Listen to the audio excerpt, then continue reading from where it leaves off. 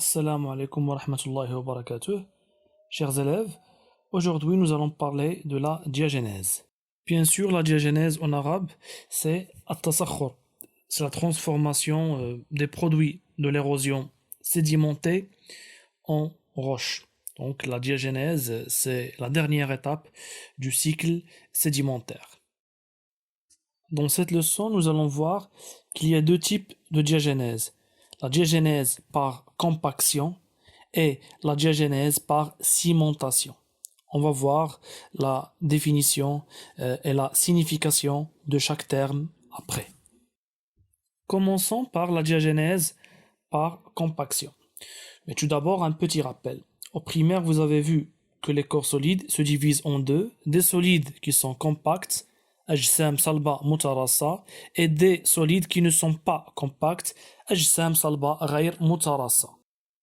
Nous allons voir au cours de la diagénèse cette année la transformation de deux types de solides non compacts en solides compacts. Donc nous allons voir la transformation des particules de l'argile en roche argileuse et la transformation du sable en grès, al-hajar al-ramli al-khashin. Commençons tout d'abord par la transformation de l'argile en roche argileuse. Donc il s'agit d'un solide non compact qui va devenir compact, donc il doit se compacter. En fait, le premier type de diagénèse ici, c'est la compaction. Comment cette argile va se compacter? C'est bien sûr avec l'augmentation de la pression et de la température et une baisse de la porosité. En fait, ces trois facteurs-là vont faire en sorte que les particules de l'argile vont se rapprocher entre eux, les vides qui existaient vont disparaître, ainsi l'eau, et enfin, on va obtenir une roche argileuse. Il y a d'années pour que l'argile se transforme en roche. L'argile se dépose, se sédimente. Après, un nouveau argile va venir se déposer. Il va presser l'argile ancienne. La pression va augmenter, regardez, la température aussi, mais les vides vont diminuer et l'eau va être chassée pour permettre à la roche de se compacter. Regardons une deuxième fois ce phénomène de compaction de la roche d'argile.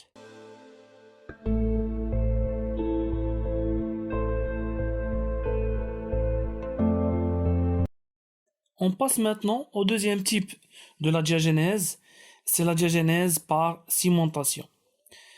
Toujours la même chose, nous avons des particules non compactes, cette fois-ci c'est le sable, qui vont se compacter, qui vont durcir pour devenir solides, compacts. L'exemple là, c'est al-hajar al-ramli al-khashin, le grès.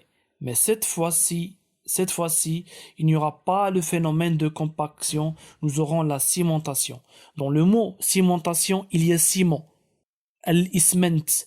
D'ailleurs, باللغة العربية, cimentation, ça veut dire samnata. D'une autre manière, les particules du sable ne vont pas être rapprochées les unes aux autres seulement par la pression et la température.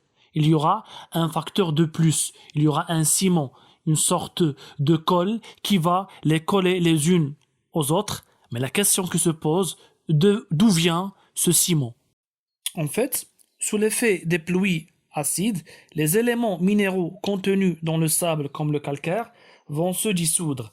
هذه العناصر سوف تذوب pour obtenir une solution calcaire. محلول كلسي محلول مائي يحتوي على الكلس المذاب.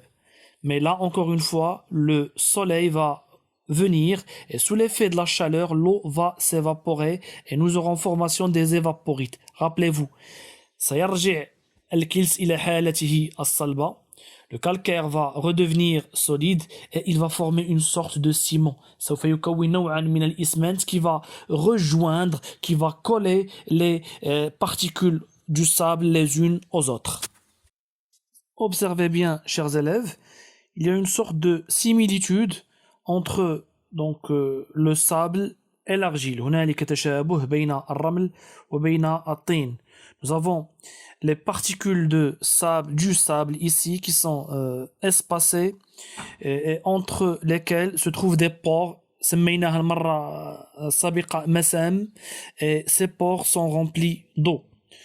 Donc le sable va se déposer et de la même manière, le nouveau sable va presser l'ancien sable.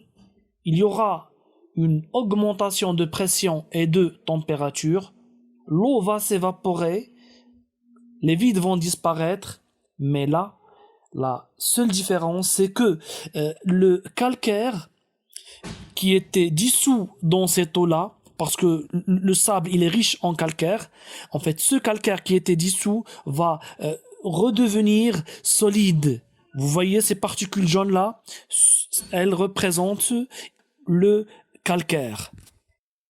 Et ce calcaire joue le rôle d'un ciment. C'est une sorte de ciment, isment, qui va coller les particules du sable les unes aux autres. Donc là, la seule différence entre le sable et l'argile, c'est que là, nous avons le calcaire qui joue le rôle du ciment. C'est pour cette raison-là qu'on a appelé ici la diagenèse, une diagenèse par cimentation. La conclusion. Aujourd'hui, nous avons vu la diagenèse. Ça veut dire la transformation des produits de l'érosion en roche. Il y a deux types de diagenèse. Une diagenèse par compaction et une diagenèse par cimentation. Dans la diagenèse par compaction, l'exemple typique, c'est la transformation de l'argile en roche argileuse. Cette transformation se fait à cause de plusieurs facteurs. Nous avons l'augmentation de la pression et l'augmentation de la chaleur qui vont entraîner une évaporation de l'eau et une diminution de la porosité, ça veut dire les vides qui existaient entre les particules de l'argile, ce qui provoque une compaction. Le deuxième type de diagenèse, c'est la diagenèse par cimentation. Ici, en plus de la pression et de l'augmentation de la chaleur, nous avons une formation d'un ciment. Ce ciment va jouer le rôle d'une colle qui va coller les grains du sable les uns aux autres.